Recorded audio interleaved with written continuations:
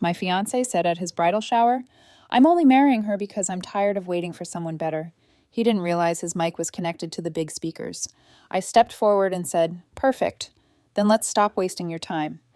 Then I canceled the ring insurance, the caterer, and the gown rental on the spot. When he saw who walked out of the venue behind me, his entire face collapsed. I'm Elizabeth, 35, and I'd been engaged to Ethan for 8 months when my entire future imploded at his bridal shower. We'd been together for 3 years, engaged since last December, wedding planned for next month. I thought we were solid. I thought he loved me. I was wrong about a lot of things. The bridal shower was Ethan's idea, big event at this upscale venue. About 60 people invited, full catering, decorations, the works. He'd insisted on doing it properly, said it was important for his friends and family to celebrate together. I wasn't supposed to be there. The bride doesn't attend the bridal shower, but I'd arranged a surprise. See, Ethan's mom, Linda, had pulled me aside 3 weeks before and asked if I could help with something special. She wanted to surprise Ethan with a video montage during the shower, clips from friends and family saying congratulations, sharing memories, that kind of thing. She asked if I'd coordinate getting the tech set up since I work in IT and the venue's AV system was apparently complicated. So I had a legitimate reason to be at the venue that Saturday afternoon. I showed up early around 1 p.m., an hour before the shower started. Set up the projector, tested the sound system, made sure everything worked. The venue coordinator showed me the wireless mic system they'd be using for speeches and games, 4 mics total, all connected to the main speakers throughout the space. I finished setup around 1:40 and went to hide in the back office. The plan was I'd stay there until the video montage, then surprise Ethan by appearing at the end with his mom's sweet gesture. He'd love it. Guests started arriving at 2 p.m. I could hear them through the office door, laughing, music, the general buzz of a party starting. At 2:30, Linda made a welcome speech, then games, then food, the normal bridal shower stuff. Around 3:45, I heard someone testing the mic, feedback squeal, then laughter, then Ethan's voice. "Is this thing on?" More laughter. I smiled, figuring the speeches were starting. I should get ready to make my entrance. Okay. Ethan's voice came through the speakers, slightly giggly. He'd probably had some champagne. "I know my mom wants me to give a heartfelt speech about love and Elizabeth and our future together." I moved toward the door, ready to wait for my cue, but real talk for a second. His voice changed, became more serious. "Can I be honest with you guys?" Someone said something I couldn't hear. Ethan laughed. "No, I'm serious. I need to say this. I'm only marrying her because I'm tired of waiting for someone better." The office felt like all the air had been sucked out. I stood frozen, hand on the doorknob, like, Elizabeth is fine. She's stable. She has a good job. She'll be a good mom probably, but she's not, she's not the person I imagined marrying when I was younger. Someone said something else I couldn't make out. The room had gone quieter. I know I sound terrible, but come on, I'm 33. Most of my friends are married. My sister's been married for 5 years. My mom keeps asking when she's getting grandkids. Elizabeth proposed at the right time. That's basically it. My hand was shaking on the doorknob. I could hear my heartbeat. And it's not like Prince Charming is showing up at this point, right? So yeah, Elizabeth is sufficient. She'll do. That's romantic, right? Laughter, but it sounded uncomfortable now. Whatever. "Let's drink to settling," Ethan said brightly. "To marriages that are good enough." That's when I opened the door and walked out. The venue had an open floor plan. The office door led directly to the main space. 60 people, all dressed up, all staring at me as I walked toward the table where Ethan stood holding a wireless mic, champagne glass in his other hand. His face went from flushed and happy to white in about 2 seconds. Elizabeth. His voice was small, but it still came through the speakers since he was holding the mic. "What are you doing here?" "Tech set up for your mom's surprise video," I said calmly, loudly enough that everyone could hear without needing a mic. "Been here since before the shower started. Heard everything through the office door." He dropped the mic. Feedback screeched through the speakers. "I can explain." "Don't. You just explained perfectly. You're settling for me because you're tired of waiting for someone better. That's clear." I was joking. "No, you weren't. That wasn't a joke. That was you being honest with your friends because you thought I wasn't here." I pulled out my phone, started opening apps while I talked. What are you doing? Saving us both time.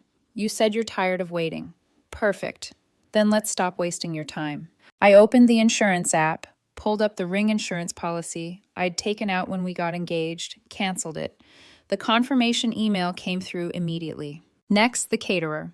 I opened my contacts, called the catering company, put it on speaker. Hello, this is Elizabeth Turner. I need to cancel my wedding catering for October 14th. Yes, I understand the policy. Yes, I'll forfeit the deposit. Correct. Cancel the entire order. Thank you. Hung up. Ethan was crying now, reaching for me. I stepped back. Gown rental. Called the bridal shop. Same conversation. Canceled everything. Elizabeth, stop, please. Let's talk about this privately. Why? You weren't private about how you really feel. 60 people just heard you say, I'm sufficient and good enough because Prince Charming never showed up.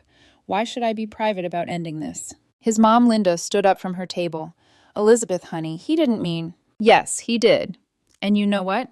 I deserve better than someone who's settling for me. Someone who thinks I'll do because they're tired of waiting.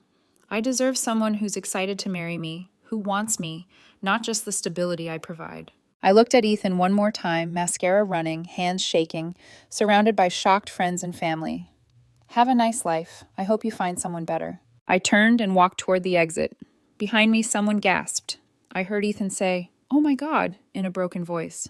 Because walking out of the venue behind me was his mom, Linda, and his sister Rachel, and his best friend since childhood, Amy. All three of them had stood up and were following me out. Linda stopped next to me at the door, turned back to the room. My son just publicly admitted he's settling for a woman who's been nothing but good to him. I'm not staying to celebrate that. Elizabeth, honey, I'll walk you to your car. Rachel nodded. Me too. Ethan, you should be ashamed. Amy didn't say anything, just linked her arm through mine and kept walking. I left that venue with 3 people who were supposed to be celebrating Ethan's upcoming marriage. Left him standing there in front of 60 people who just heard him say I was good enough because he gave up on finding better. Update 1. I spent that evening at Linda's house. She'd invited me back after the venue, said she needed to apologize for her son's behavior. Rachel came too. Amy went home but texted me 3 times saying she was sorry and that Ethan didn't deserve me. I raised him better than that, Linda kept saying as she made me dinner. Homemade lasagna, which I barely touched. I don't know where this came from, this entitled attitude. It's not your fault, I said. He's my son. I should have seen it.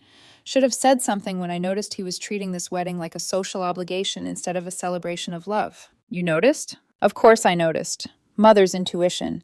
But I thought he was just stressed. Wedding planning is hard. I didn't realize he felt this way about you. Rachel sat across from me, quiet for most of dinner. Finally, she spoke. Elizabeth, I need to tell you something. Ethan's been talking about his backup plan for months. What backup plan? You. He called you his backup plan, said you were perfect wife material, even if you weren't exciting. Said he was done dating people with no future and it was time to be practical. He said this to me, to Amy, to our cousin Christine, probably to others. We all thought it was just cold feet or nerves. We didn't realize he genuinely saw you as settling. When did he start talking like this? Right after you proposed. Like the engagement made him realize he was actually doing this, and he started justifying it to himself and everyone else. I felt sick. 8 months of planning, of being excited, of thinking we were building a life together, and he'd been telling people I was his backup plan. I'm sorry, Rachel said. I should have told you sooner. Would I have believed you without proof? Probably not. Then don't feel bad. I needed to hear it from him. I stayed at Linda's that night. She made up the guest room, hugged me goodnight, apologized again for her son. I lay awake most of the night, processing everything. Around 2 a.m., my phone buzzed. Elizabeth, please call me. We need to talk. I didn't respond. I was drunk. I didn't mean any of it. Elizabeth, please, I love you. Everyone's mad at me. My own mother left my bridal shower. This is humiliating. Answer me. I blocked his number. Update 2. Sunday morning. I woke up to 17 missed calls from unknown numbers. Ethan using other people's phones. I blocked each one as I identified them. Linda made me breakfast. Pancakes, coffee, the full treatment. You're staying here as long as you need, she said. Don't rush into any decisions about housing or belongings. Take your time. I have my own place. We weren't living together yet. Thank God for small favors. Rachel came over around noon. The family group chat is exploding. Aunt Marie wants to know if the wedding's really off. Grandma's asking what happened. Ethan's not answering anyone. What are you telling them? The truth. That Ethan publicly admitted he was settling for you, and you had the self-respect to walk away. Half the family's on your side. The other half thinks you overreacted. Overreacted to being called sufficient? To hearing he's only marrying me because he's tired of waiting for someone better? That's what I said. Some people don't get it. They think relationships are about compromise, and you should have worked through it. It's not compromise when one person has settled and the other person doesn't even know. That afternoon, Amy came by, brought my favorite beer, sat with me on Linda's back porch. I knew, she said quietly. About how Ethan felt? She nodded.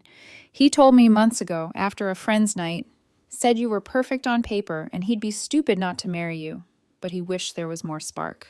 Why didn't you tell me? Because I thought it was just cold feet. People get scared before weddings. They question everything.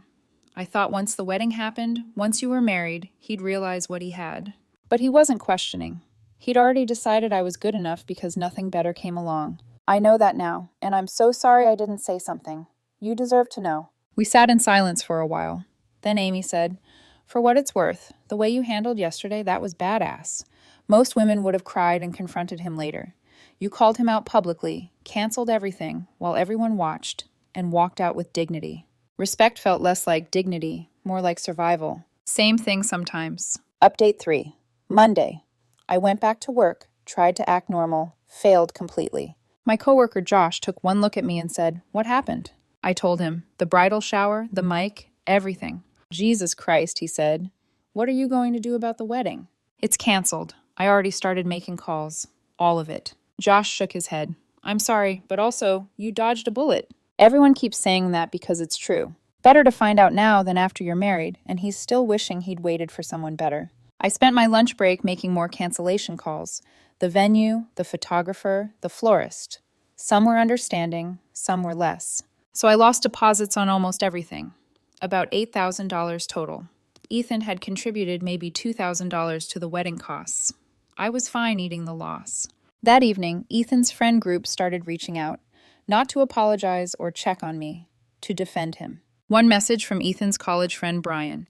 You humiliated him. That was cruel. My response. He humiliated himself. I just stopped pretending I didn't hear it. Another from someone named Chelsea. Everyone says things they don't mean at parties. You're overreacting.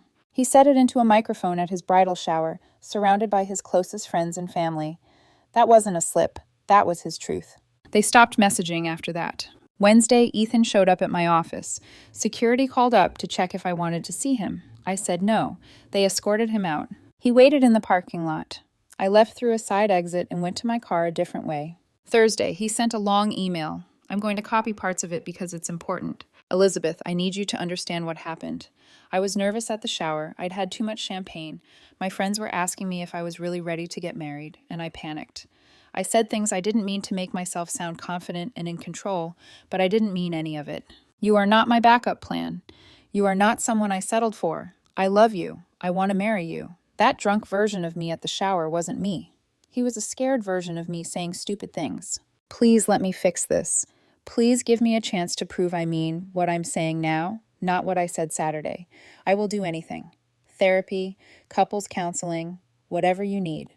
I know I hurt you. I know I humiliated us both, but 3 years together has to count for something. Please don't throw away our future over one terrible mistake. I love you. Please come back. Ethan. I read it twice. Then I replied, Ethan, you weren't drunk. You were honest. Drunk words are sober thoughts. You told your friends your truth, that I'm sufficient, that you're settling, that you're tired of waiting for someone better. You didn't mean for me to hear it. That's not the same as not meaning it. I'm not throwing away our future.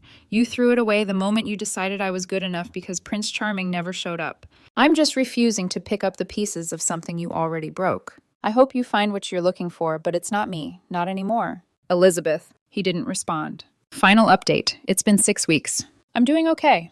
Better than okay, actually. The initial shock and hurt has settled into something like relief. I keep thinking about what would have happened if I hadn't been at that venue. If I'd never heard his speech, we would have gotten married. I would have spent my life with someone who saw me as a consolation prize. Linda still checks in weekly. Rachel and I get coffee sometimes. Amy and I are friends in a way we weren't before. Shared trauma, I guess. They all keep apologizing for Ethan. I keep telling them it's not their fault. The family split exactly like Rachel predicted. Half think I did the right thing. Half think I was too harsh, that I should have worked through it privately. I'm fine with that split. The people who mattered got it. Vanessa, no, Ethan, and I have had no contact since that email exchange. I heard through Amy that he moved back home with his parents, that his friends are divided on whether he was victimized by my cruel public breakup or whether he got what he deserved, that he's telling people different versions of the story depending on the audience. I don't care. His narrative isn't my problem anymore. I've been on a couple of dates. Nothing serious.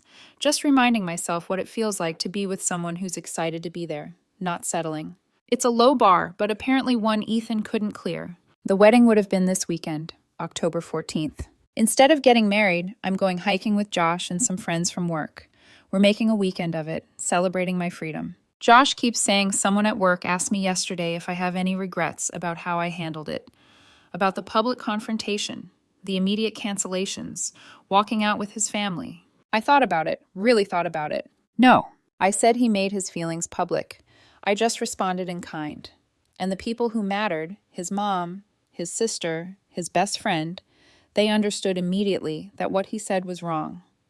They chose to walk out with me. That tells me everything I need to know about whether I overreacted. Ethan's speech wasn't a mistake. It wasn't cold feet. It wasn't drunken rambling. It was his truth, said to the people closest to him in a moment when he thought I'd never hear it. I just made sure the truth had consequences. And honestly, I'm grateful it happened. Grateful for the faulty mic system that broadcast his words to everyone, including me. Grateful I found out before the wedding instead of after. Grateful I had the spine to walk away instead of trying to convince him I was worth wanting. Because I am worth wanting, just not by someone who's settling. The bridal shower was supposed to be a celebration of our upcoming marriage. Instead, it became the death of a relationship that only one of us thought was real. And the funeral was quick, public, and attended by all the right people. Ethan wanted someone better. I hope he finds her. But more importantly, I hope I find someone who doesn't think of me as good enough because she gave up waiting.